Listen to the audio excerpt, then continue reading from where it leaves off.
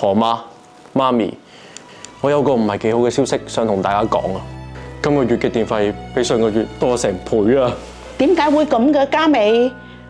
會唔會我上次嚟嘅時候唔記得閂冷氣啊？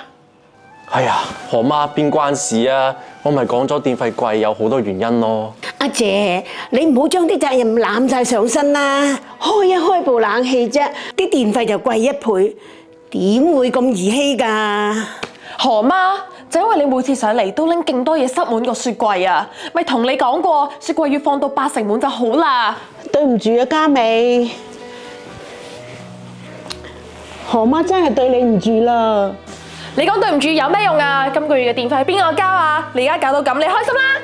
嘉美，你點可以怪何媽呢？何媽都係一番好意啫。根本上就唔關阿姐放咁多嘢落個雪櫃度，係你啊！係你最新買咗咁多能源效益低嘅電器，所以先至會搞到啲電費咁貴。你去旅行又唔熄冷氣，仲校到16度，根本上就同其他人無關。哎呀，就係我啊！喺你細個嘅時候冇好好咁教你慳電，所以搞到你而家變成咁，你個衰女包。我打你唔得嘅，打你啊！賴人啊嗱，等你賴人啊！唔好打啦！我今日唔教識你點樣用電器，我就唔係你阿媽。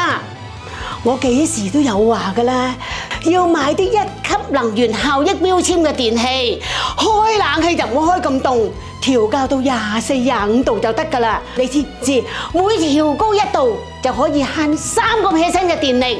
咁夏天真係好熱啊嘛！你個衰女仲駁嘴！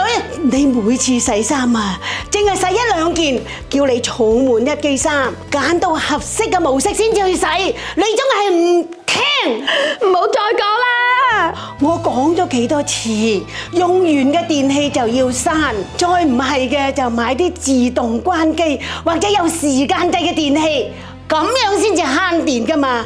你又偏偏開咗唔刪，唔好再鬧啦，沙姨，嘉美佢知錯噶啦，佢以後會識得點樣用電器噶啦。又輪到有獎問答嘅環節啦，以下邊一項係沙姨提及過嘅慳電貼士 A. 選購具備1級能源效益標籤嘅產品。B. 開冷氣嘅時候將溫度設置喺24至25度。C. 洗衣時儲滿1機衫再進行清洗。D. 以上皆是。